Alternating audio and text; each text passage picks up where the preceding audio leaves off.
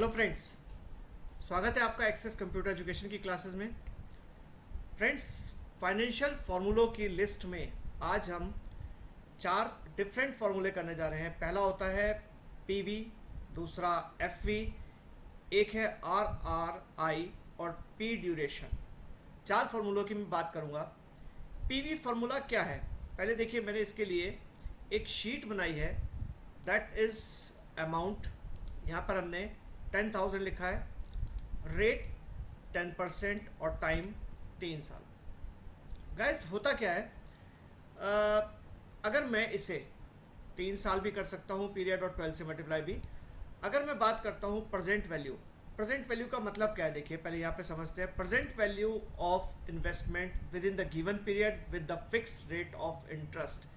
यानी कि अगर मैं सपोज करूँ लास्ट कुछ सालों से, जैसे 3 साल से लगभग मैं 10,000 रुपीज़ पर मंथ जमा करता हुआ आ रहा हूँ, और अगर मुझे इसमें ये कैलकुलेट करना है कि मेरे प्रेजेंट अमाउंट की वैल्यू क्या होगी। देखिए जब मैं लास्ट 3 ईयर से जमा कर रहा हूँ 10,000 रुपीज़, तो डेफिनेटली 3 साल के अंदर हमारे मनी के अंदर कुछ गिरावट भी आती है। तो उस गिरावट को कितना कंसीडर किया जाएगा 10% के हिसाब से। तो देखिए सबसे पहले हम पीवी की बात करते हैं, ठीक है। तो जब हम पीवी पे फॉर्मूले को देंगे तो हम लिखेंगे इक्वल्स टू, और इसका जो फॉर्मूला है देखिए नीचे देख सकते हैं आप, PV rate, NPR, PMT, FV and type. तो देखिए हमारे पास 3 वैल्यू जो है वो तो कंपलसरी है, FV and type is not compulsory. तो जैसे हमने यहाँ पर डाला रेट, रेट क्या है आपका, that is B4 divided by, sorry हमने कहा पीवी और उसके बाद रेट डाला B4 divided by 12 per month के हिसाब से लगाएंगे आप, कॉमा एनपीआर मतलब नंबर ऑफ पेमेंट कितनी करी आपने, हमने कहा दैट इज B5 इंटू 12, 12 महीने लगातार आप पेड करते हैं, ठीक है। 3 साल हमने किया था तो B5 की वैल्यू 3 ईयर है, और 3 ईयर इंटू 12 कर देंगे तो ये आपका साल की, हर साल में 12 इंस्टॉलमेंट आ गई।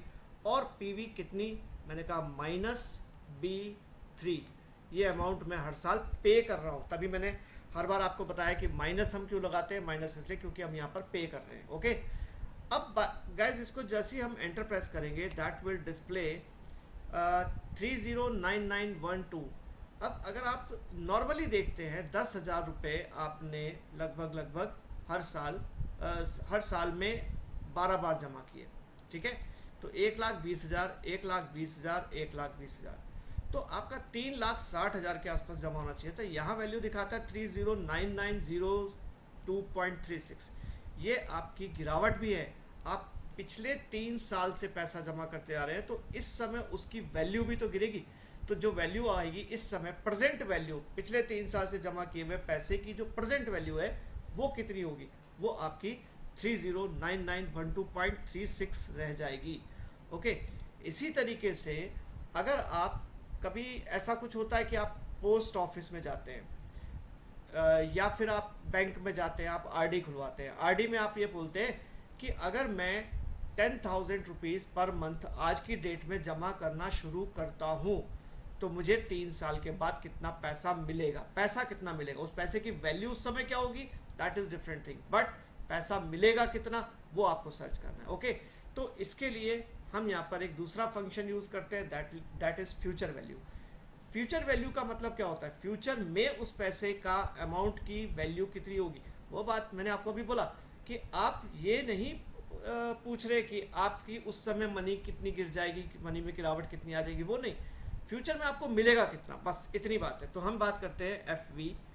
एफवी के अंदर हमने डाला रेट, रेट है आपका B2 डिवाइडेड बाय वही 12 पर मंथ के हिसाब से, ठीक है। उसके बाद नंबर ऑफ पेमेंट यानी कि B5 मल्टीप्लाइड बाय 12, 12 महीने, हर महीने 10,000 रुपये आप दे रहे हैं। और present value that is -B1, okay. अभी भी कर तो आप पे ही रहे हैं, लेकिन फ्यूचर में आपके पास कितना अमाउंट आपके पास आने वाला है। तो देखिए आपने अगर सपोज करो 1,20,000 रुपये साल का जमा किया, ठीक है, हर महीने जमा कर रहे हैं, इंटरेस्ट हर महीने मिलेगा, हर महीने का इंटरेस्ट जुड़ता चला जाएगा।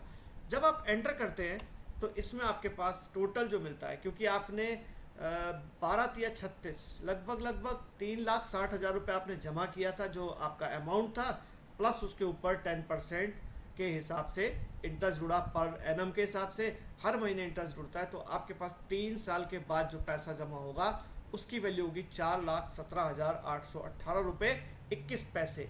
अब बात वही आ गई, देखिए जैसे मैंने प्रेजेंट वैल्यू में बोला कि मैं बैक से जमा करता आ रहा था, करंट वैल्यू क्या है, इसी तरीके से जो आप फ्यूचर में जमा करेंगे, मे बी अभी तो आपको वो लग रहा है कि मेरे को 4,17,000 मिलेंगे, लेकिन जब आप उस स्टेज पे जाके बैठेंगे तो हो सकता है उसकी वैल्यू 4,17,000 की गिर चुकी हो। मतलब गिरना इन द सेंस उस समय, आज जो आप कभी आप बोलते हैं ना कोई प्रोडक्ट खरीदते हैं, कोई प्रोडक्ट आज आपको 10 में मिल रहा है, हो सकता है उस समय वो 12, 13, 14 में मिल रहा हो।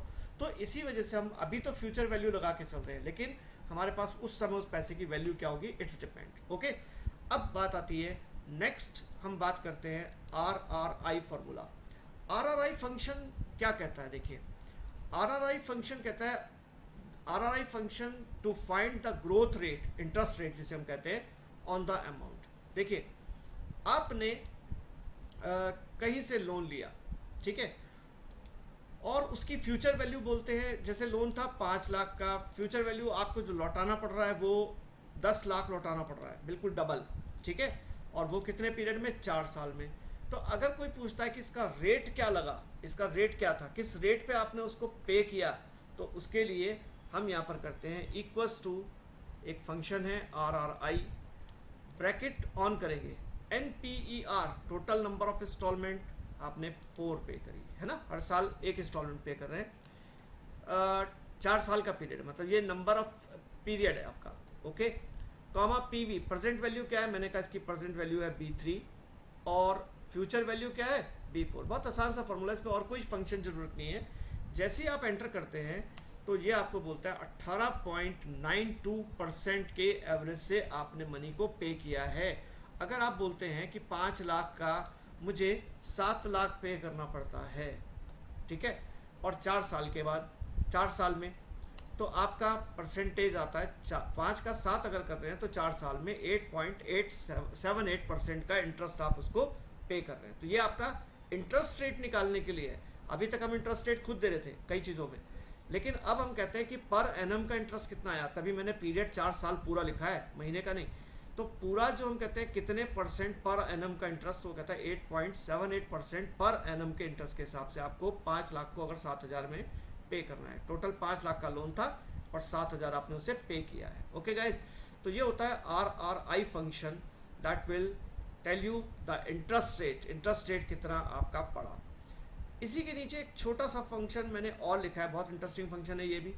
अब देखिए आपको 7% के हिसाब से आपने पैसा कमाया, ठीक है, 7% के हिसाब से। प्रेजेंट वैल्यू थी उसकी 10, मैंने यहाँ पे लिखी है 1 लाख, सॉरी, और फ्यूचर वैल्यू उसकी 1,07,000। तो जब आप कहते हैं 1 लाख का 1,07,000 कितने पीरियड में हो जाएगा, सिंपल सी बात है, 7% के हिसाब से कमा रहे हैं 1 लाख को, अगर मैं 7% के हिसाब से रखूँगा 1 साल के लिए, तो डेफिनेटली वो 1,07,000 हो जाएगा। मैंने अभी डायरेक्ट अमाउंट लिखी है, मैं भी आपको और भी चेंजेस करके दिखाता हूँ इसमें। देखिए इस फंक्शन को जैसे मैं लिखता हूँ तो वो पूछ रहा है, अब इसमें जो P ड्यूरेशन फंक्शन है वो कहता है कितने ड्यूरेशन के अंदर 1 लाख का 1,07,000 हो जाएगा 7% के हिसाब से। तो P ड्यूरेशन की जब हम बात करते हैं, P ड्यूरेशन रेट क्या है, हमने कहा रेट है B11 में, ओके, 7% पर एनम। उसके बाद PV क्या है, मैंने कहा PV B12, और फ्यूचर वैल्यू क्या होने वाली है, हमने कहा B13। ओके, एंटर करेंगे, वहाँ सिंपली क्या देगा, 1 साल।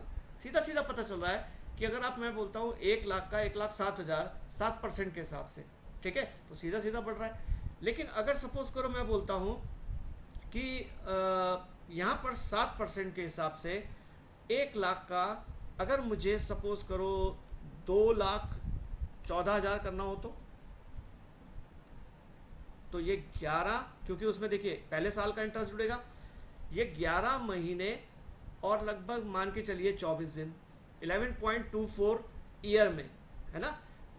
तो यहाँ पर क्या हो जाता है, आपका जो टाइम पीरियड आ रहा है, सॉरी यहाँ पर क्या आ रहा है 11.2 लाख 14,000 करा ना मैंने, तो 2,14,000 तो बहुत बड़ा अमाउंट हो गया 11 साल में, सॉरी 11 साल, और 11 साल 2 महीने के अंदर आपका ये पैसा बढ़ेगा। 11 साल 2 महीने में लगभग दुगने से ऊपर पहुंचेगा 7% के हिसाब से अगर आप करते हैं। मैंने दुगना अमाउंट कर दिया ना, लगभग दुगना। अगर मैं 2 लाख करता हूं तो 7% के हिसाब से 1 लाख का 2 लाख कितने पीरियड में होगा, वो कहता है 10 साल 2 महीने के अंदर। ओके, तो इस तरीके से आप इसको कैलकुलेट कर सकते हैं। 7% के हिसाब से 1 का दुगना कितने ड्यूरेशन में होगा, हमने कहा 10 साल 2 महीने के अंदर। तो गाइज इस तरीके के फाइनेंशियल फंक्शन की ज़रूरत आपको अक्सर डेली लाइफ में पड़ती है। इनको आप थोड़ा सा प्रैक्टिस करेंगे तो बहुत आराम से आपको ये फार्मूले समझ में आ जाएंगे। तो अभी हमने जो 4 फार्मूले किए हैं, that is PV, present value, future value, RRI function और पी ड्यूरेशन। ठीक है, तो यहाँ पर हमारे फाइनेंशियल फंक्शंस अभी फ़िलहाल के लिए ख़त्म होते हैं। ठीक है, तो मिलते हैं नेक्स्ट लेक्चर में। अभी कुछ लेक्चर एक्सेल के थोड़े से मैं और डालूंगा, कुछ स्पेशल बिलिंग सॉर्ट ऑफ बनाने के लिए, बिलिंग टाइप के कुछ आपको परफॉर्मा बताने हैं। ठीक है, और थोड़ा सा मैक्रो प्रोग्रामिंग का यूज़ है, तो उन सब यूज़ के साथ हम मिलते हैं नेक्स्ट क्लासेस में। Thank you guys. मेरे लेक्चर को मैंने हमेशा बोला है, लेक्चर को ज़रूर शेयर कीजिए, कमेंट कीजिए, मुझे लाइक कीजिए, और अपने दोस्तों को, मित्रों को ये बताते रहें कि इस टाइप के फंक्शंस इस चैनल पे अवेलेबल हैं। मिलते हैं नेक्स्ट लेक्चर के साथ। Thank you guys.